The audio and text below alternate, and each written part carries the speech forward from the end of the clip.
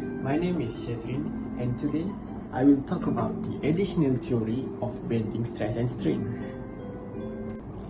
Okay, our group would like to present about the type of stress and strain. There are two types of stress and two types of strain. Okay, the first one we have pure bending stress. The pure bending stress is called bending when it occurs solely because of its coupling at the end. Okay, next we have simple bending stress. It is called as simple bending stress because it occurs self-load and external load in it. It is also called as ordinary bending. Now, we go to the type of bending strain. There are normal strain and transverse strain. That's all from me. Thank you. Assalamualaikum and hi, my name is Nur Fatia Diana binti Muhammad Khairul Anwar, Matrix ID CD 20209 from section 4. I'm a part of result in this report. So based on the result given in the table 9.1, 9.2 and 9.3 for experiment 1, these results are used for calculation and graph as well. So based on the graph, we observe that strain is directly proportional to the bending moment. So when strain is increased, the bending moment also increase. Next, this graph shows strain versus vertical position. Based on this graph, we observe that when the vertical position is raised up, so the strain also will be raised up. Next, we will continue with the observation.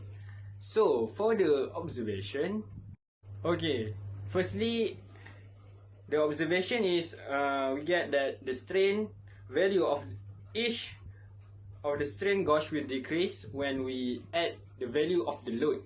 Next, we will get the negative value for the strain values for the gauge 1 to gauge 5.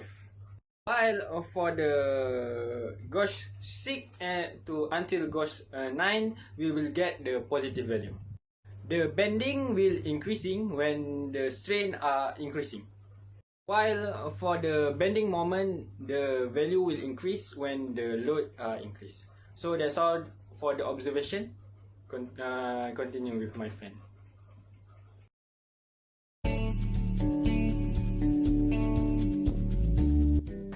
Hello everyone, in this part we will look at how to calculate the bending stress of a beam using a bending stress formula that relates to the longitudinal stress distribution in the beam to the internal bending moment acting on the beam's cross section. So let's take a look at the first step. So the first step, you must calculate the bending moment represented by M. The bending moment or the force required to bend the object can be found using formulas specific to the type of object being bent. After we calculate the bending moment represented by M, after that you must calculate the moment of inertia represented by capital I. The moment of inertia, which is the object's resistance to change in its rotation, depends on the cross-sectional shape and thickness, not its length or makeup. Step 3. Determine the distance between the neutral axis and the outer surface where maximum stress is occur. This is represented also by capital C. The C is mean the perpendicular distance from the neutral axis to the farthest point on the section.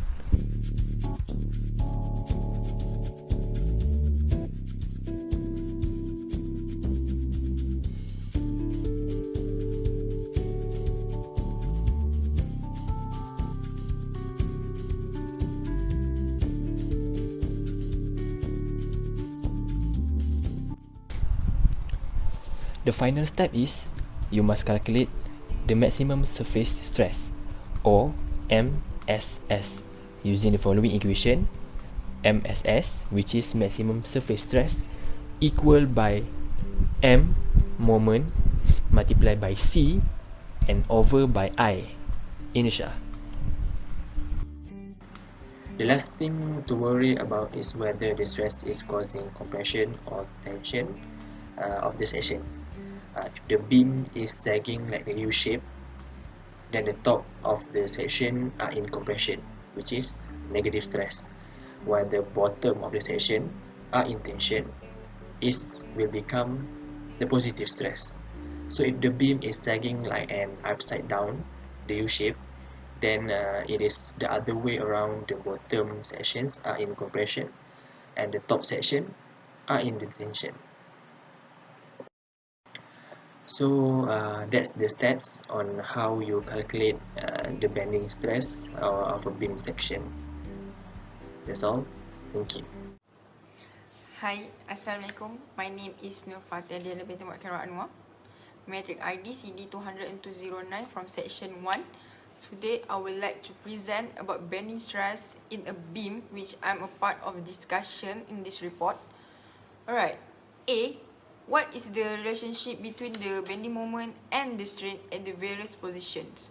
Bending moment is the reaction induced in the structural element, which is an external force or moment is applied to the element causes the element is bending.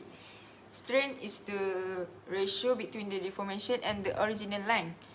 Based on the result, it can see that in this proportional relationship, the value of the strain increase if the moment increases at the different position.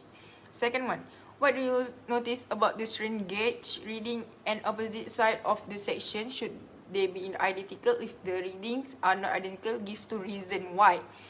It is not identical for sure. It is because in this experiment used at the vertical position, the gauge is more sensitive to strain in vertical than horizontal position. It will cause the temperature change always and the measurement errors. Then the number of gauge also can affect the level of effort required for installation. Thank you. Assalamualaikum. My name is Muhammad Zabir bin Zainal. My metric number is CD200-233. I would like to present about conclusion for this report. This experiment will conclude that the effect of the different force on the bending stress in the beam, and this result shows there is a linear relationship between bending stress and applied load. Experimental bending stress show perfect linear relationship with applied load, whereas the theoretical bending stress does not respond that much in increase of applied load. During the lab, not many difficulties were faced. However, one difficulty was making sure that the minimum and maximum values were accurate, because if the weight was not adjusted properly, it would not produce the same reading. Next, I would like to present about the reference to make this report. Mostly this report this reference take from the website. Thank you.